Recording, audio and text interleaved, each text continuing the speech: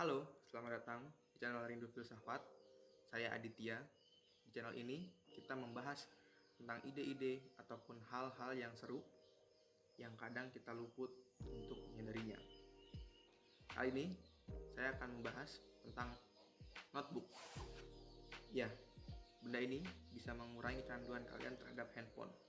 Mau tahu bagaimana caranya dan sejarah juga manfaatnya? Tonton sampai habis video ini. Tapi sebelum itu, kalian bisa like, komen, dan subscribe. Jangan lupa juga tekan tombol ring di samping untuk mendapatkan notifikasi agar tidak tertinggal video terbaru dari channel ini. Oke, kembali ke notebook.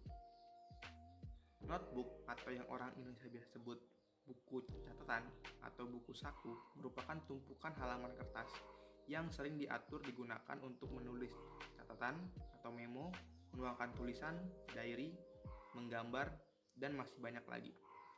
Kenapa banyak kegunaannya? Ya karena ini hanya buku. Apa yang kalian lakukan tak terbatas, dan semua tergantung kreativitas kalian. Buku pertama dibuat di Eropa abad pertengahan. Saat itu buku barang yang sangat mewah, dan biasanya hanya dimiliki oleh cendekiawan atau bangsawan. Bayangkan guys ya, bayangkan barang yang zaman dahulu terbilang sangat mahal dan mewah, sekarang kita bisa beli di warung terdekat. Bukankah sangat keren kemajuan teknologi dan ekonomi kita? Nah, kalau notebook spiral pertama kali dipatenkan oleh Edward Podosek pada tahun 1924. Desain spiral ini memudahkan pengguna untuk membalik halaman tanpa merusak catatan. Lalu, kenapa saya bilang notebook bisa menyembuhkan adiksi terhadap handphone? Jawabannya simpel.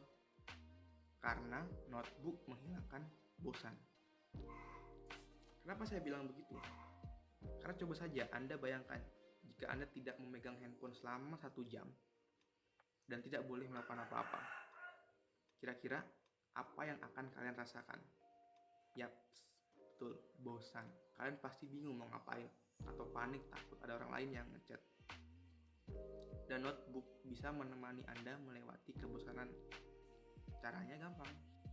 Misalnya dari pengalaman saya tipe orang yang suka berpikir. Jadi ketika saya bosan, saya bisa mengambil notebook untuk menggambar, kerangka berpikir, menulis faktor-faktor dalam permasalahan, atau kadang juga menghitung angka-angka.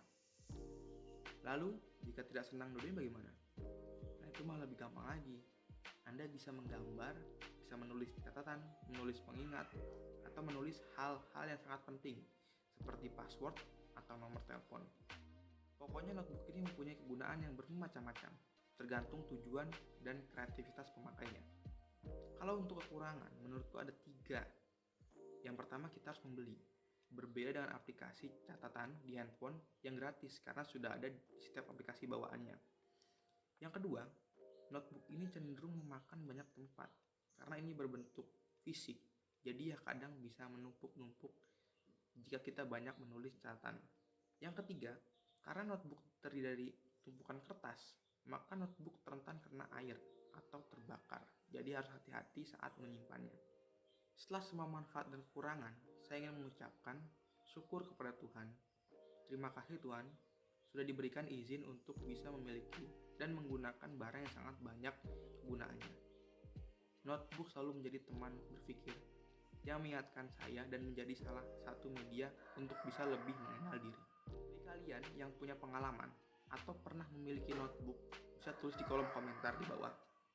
Saya pasti akan menyempatkan untuk membaca. Terima kasih yang sudah menonton video ini.